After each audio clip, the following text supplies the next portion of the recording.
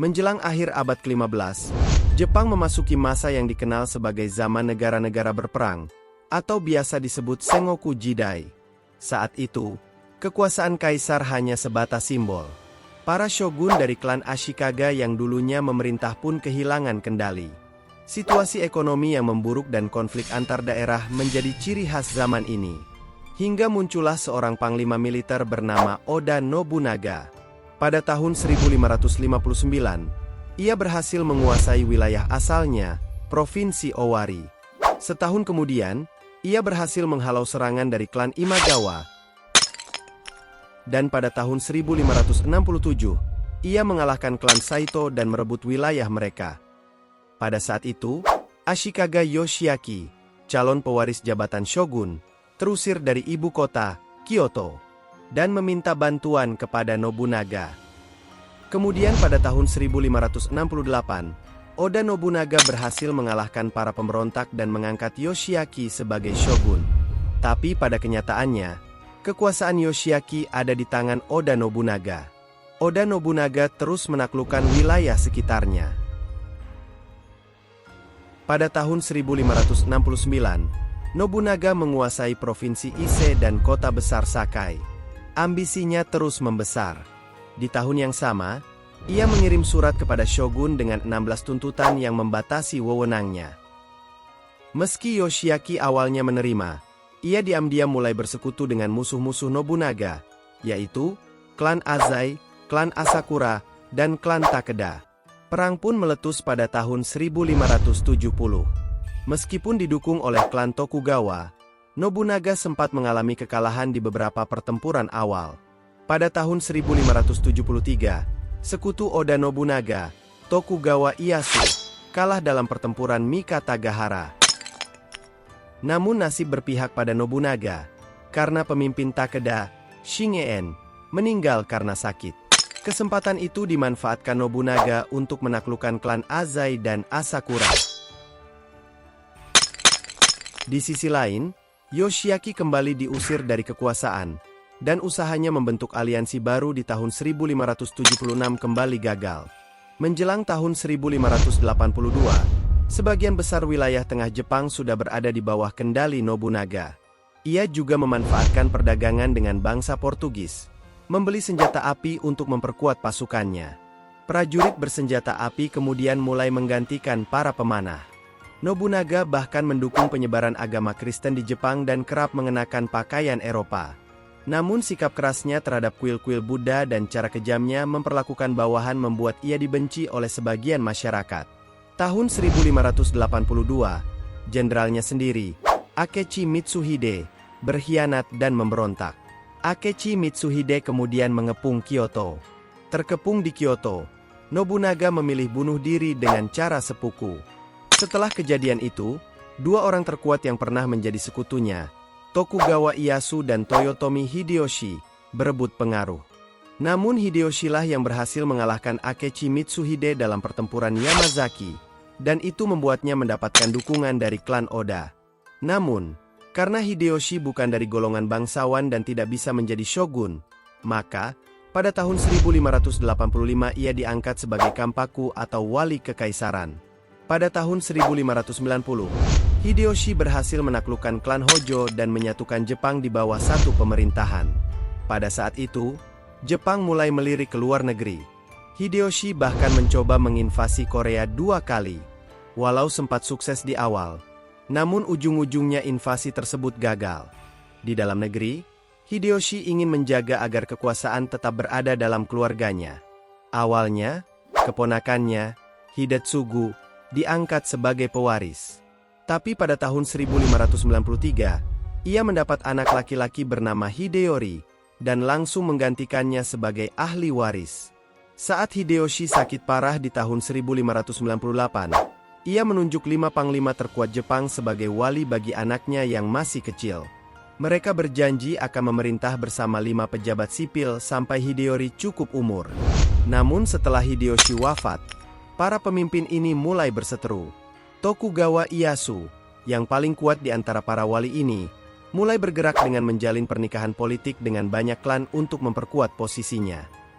Sementara itu, Salah satu pejabat sipil, Ishida Mitsunari, mulai menyusun rencana untuk menjatuhkan Tokugawa Ieyasu. Ia bahkan mencoba membunuh Ieyasu, namun gagal. Ketegangan semakin memuncak setelah Maeda Toshie, salah satu wali yang bisa menjaga keseimbangan, meninggal pada tahun 1599. Tokugawa Ieyasu pun menguasai istana Osaka, tempat tinggal Hideyori kecil. Sementara itu, Uesugi Kagekatsu, salah satu wali lainnya, mulai membangun benteng baru di wilayah perbatasannya dengan Tokugawa. Ketika utusan Tokugawa Ieyasu dihina, ia memutuskan untuk meninggalkan Osaka dan memimpin pasukan untuk menyerang Kagekatsu pada Juli tahun 1600. Kesempatan itu dimanfaatkan oleh pihak lawan. 8 anggota dewan yang dipimpin oleh Mitsunari segera mengeluarkan ultimatum terhadap Ieyasu pada bulan Agustus. Perang tak bisa dihindari.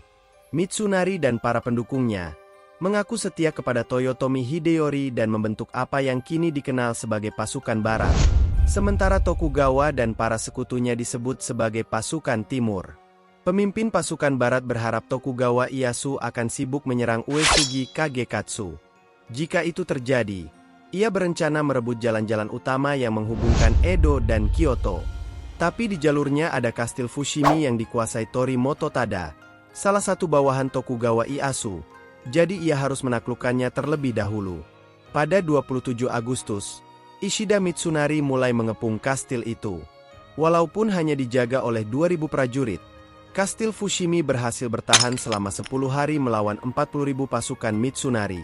Pasukan barat kehilangan sekitar 3.000 orang, dan yang lebih penting, mereka membuang waktu yang sangat berharga.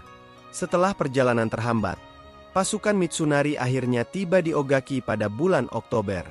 Sementara itu, Mori Terumoto juga mulai bergerak dengan membawa 30.000 pasukan. Di sisi lain, Ieyasu dan pasukannya tiba di Akasaka tanggal 20 Oktober dan mendirikan markas di sebuah bukit kecil bernama Okayama. Kini kedua kubu sama-sama punya sekitar 80.000 prajurit. Melihat situasi ini, Mitsunari memutuskan mundur ke daerah Sekigahara, karena menurutnya tempat itu lebih menguntungkan untuk bertempur. Pertempuran Sekigahara terjadi pada 21 Oktober 1600.